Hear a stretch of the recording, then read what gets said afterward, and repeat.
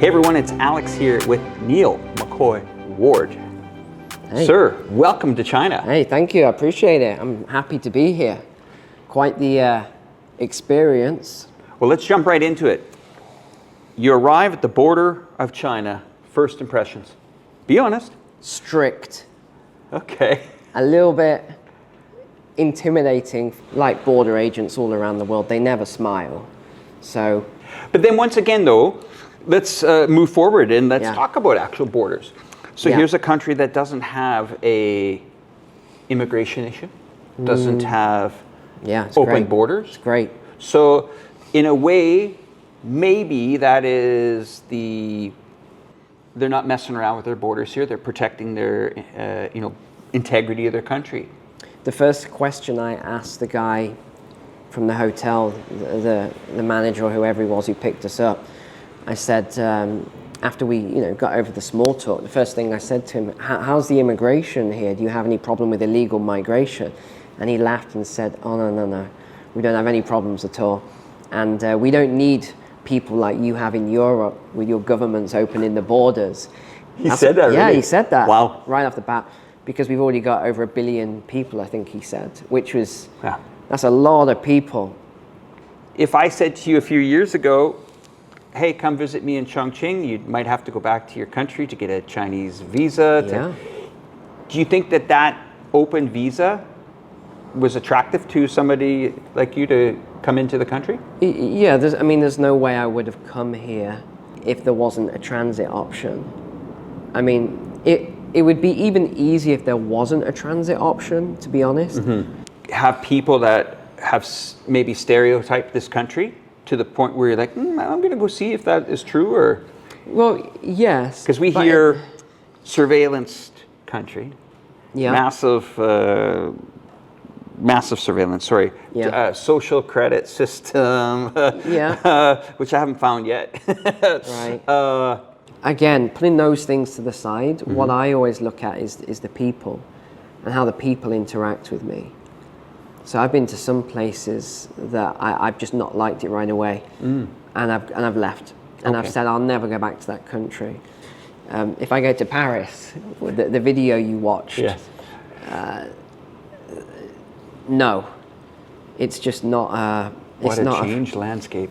Wow. It's just not Europe is just not a friendly place in the big cities specifically anymore.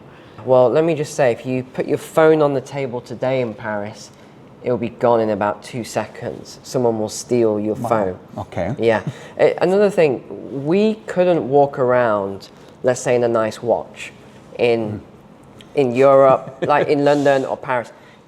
You will lose it very, very quickly. This is just how it is there now. So I actually dress down when I go to the big cities. I never dress nicely because I become a target. It wasn't just the London and Paris. The one I think that shocked people was Lisbon in Portugal. Right. Which was the real one that I think made people say, Lisbon is this beautiful city. What's starting to happen there? And what again is the pattern in Lisbon? It's the same pattern everywhere around these big cities. A lot of people in the country that I grew up, which was England, or United Kingdom, for example, just feel demoralized. When you feel as though you're not being listened to, and your vote doesn't count anyway, and that you're being overlooked for someone who might be, like we said, illegally in the country, and they get better health care, they get put to the front of the queue over you, people are demoralized, and I can completely understand why. I agree with them. I would be demoralized under these circumstances. And they're fed up. People are upset, they're angry, but they're more than that, they're demoralized. That they just can't really get ahead, and they're losing their standard of living as well. For a foreigner to arrive in Paris and a foreigner arrive in Chongqing, this is a mega city, 36 million people, one of the biggest in the globe. Yeah. Do you feel insecure here? You feel comfortable? I mean, you know me. I'll tell it how it is. There's no political bias with me. I just say things as I see them. And the Western world has got some serious problems. I can't believe the amount of Chinese or other cultures who can't wait to go over to Europe and go to these big mega cities. I think all these movies over the years have painted a picture of what Western civilization used to be like. But unfortunately, the way the politicians who are in power at the moment are running a lot of these Western governments, they're really ruining it. And that's not me saying it, that's the citizens saying it. But they're not really listening, and yet they're passing all this stuff down, and it's ruining our countries.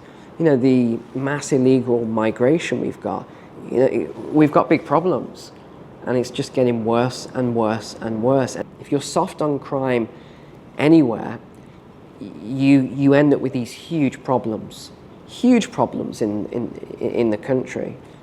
People will just take advantage if there's no punishment, and the prisons are full, like the UK. Prisons are full, so they just release the prisoners. Already you look at the UK, and I remember a lot of the students that were from China that were robbed.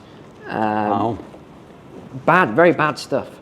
I think what happens here is a lot of Chinese understand that they're safe on their streets at night here, and they have this built-in security. They just think, okay, it was safe in my country in Shanghai, city of 25 million, it should be okay in Paris. And they get there.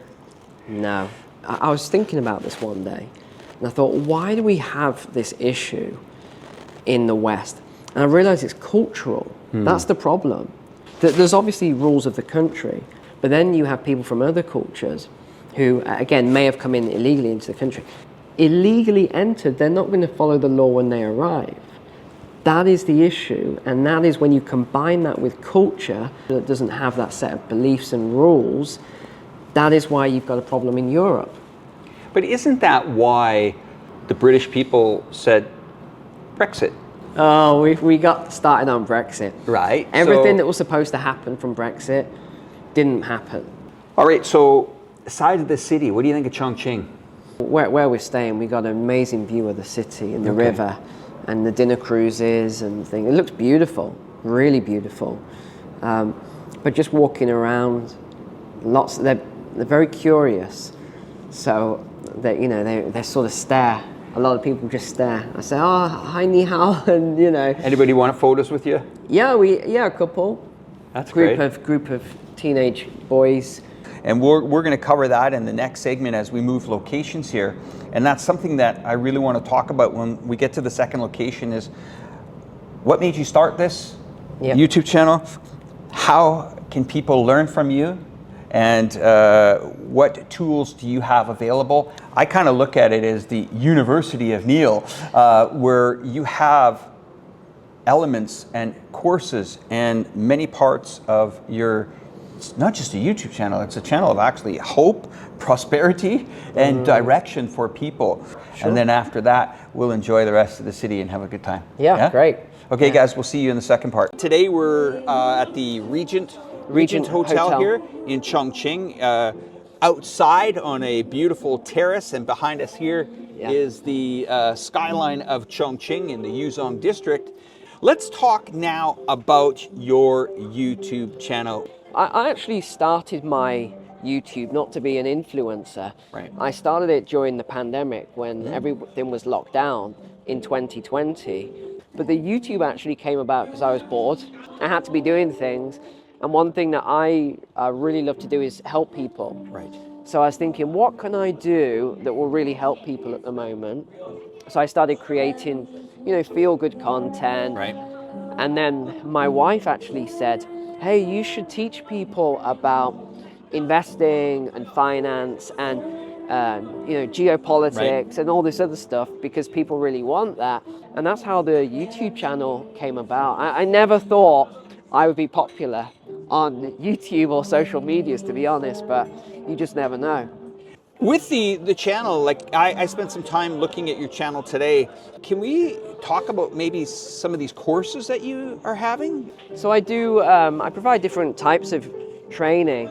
My first course that I created, I always asked for feedback. So everybody said to me, you're very successful in the stock market. Can you teach the stock market? So I did that course.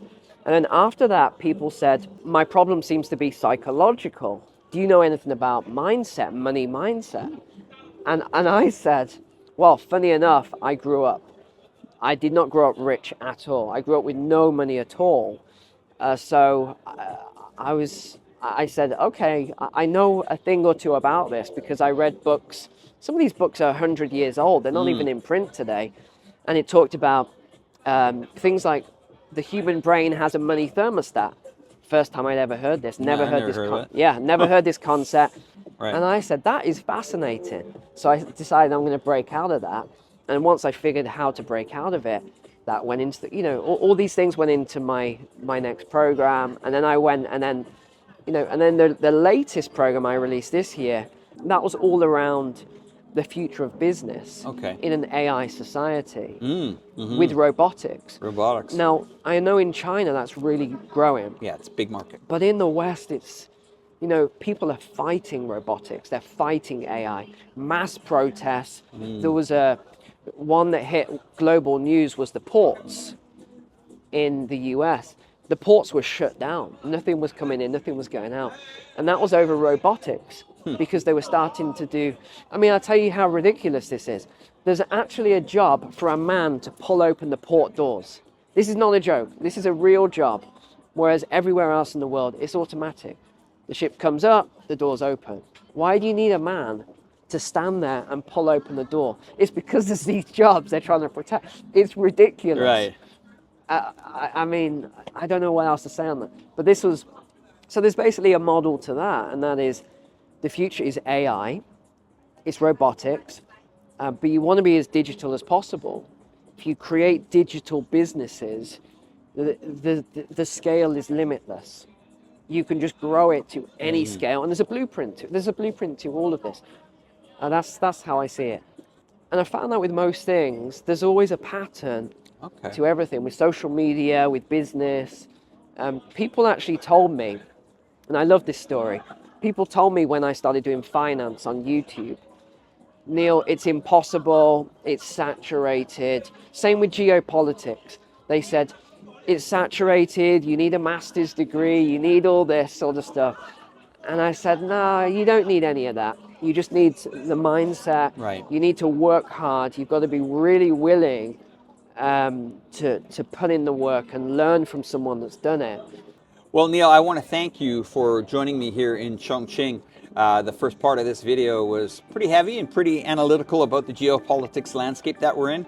And I wish you all your platforms and everything that you're doing success here in 2025. And from everyone here, the lovely city of Chongqing behind us, the booming population of 30+ million. Anyway, thanks everyone. Don't forget to subscribe to this channel. Details will be in the video description below. Take care. Bye for now.